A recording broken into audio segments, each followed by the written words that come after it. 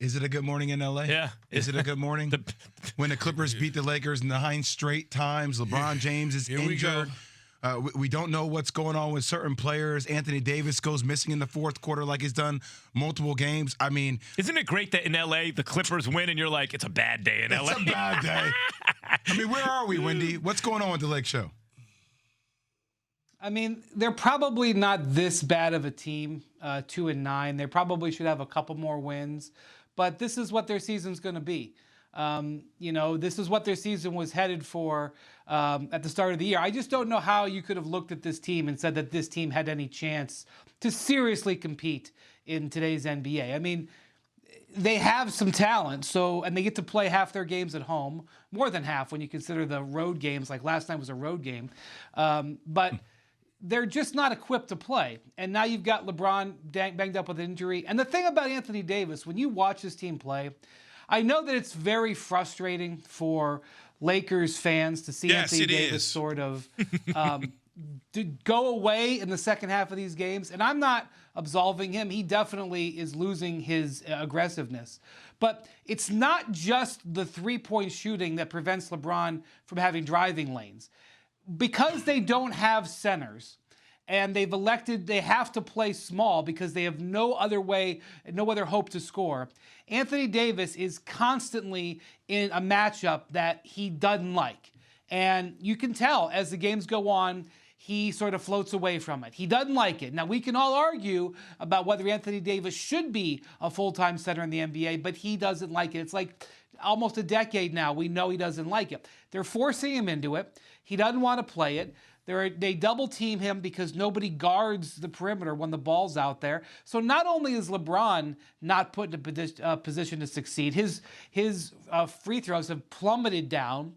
And he was last few games been complaining about officiating. He complains about officiating because he needs a favorable whistle because he can't get to the rim without the driving lanes. And now you got Anthony Davis. It's all a symptom of the same problem, a team that is fundamentally misbuilt to take advantage of their two-star players. This was true in August. It was true in October. It's very likely going to be true in January, so just settle in. Wendy, you know what? I understand everything you're saying, and you're 100% right. The fact that AD doesn't want to play the 5 and we don't need another guard, and we don't need another 3 from him, should they just move on? Should they decide to say, you know what? We need to get some shooters around LeBron, and we need to get younger in that spot and just move on and look to trade him?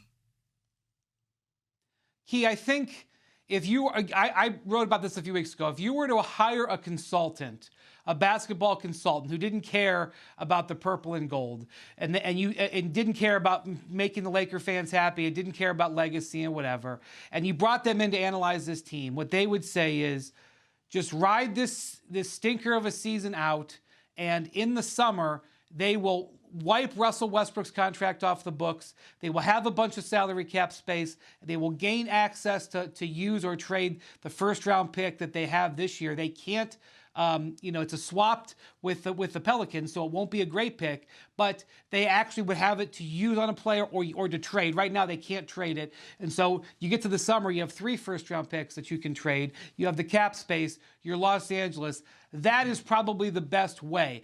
Some stopgap measure of trading Russell Westbrook for a trade you don't like, or what I would consider a panic measure, trading for Anthony Davis for 1 or 2 players who aren't as good as Anthony Davis, I don't think moves the Lakers forward where they're trying to go in the bigger picture. But I can certainly understand why you're asking it and why Lakers fans are asking it. And quite frankly, people in the league are talking to me about it. But I just don't think it's a prudent measure at this point.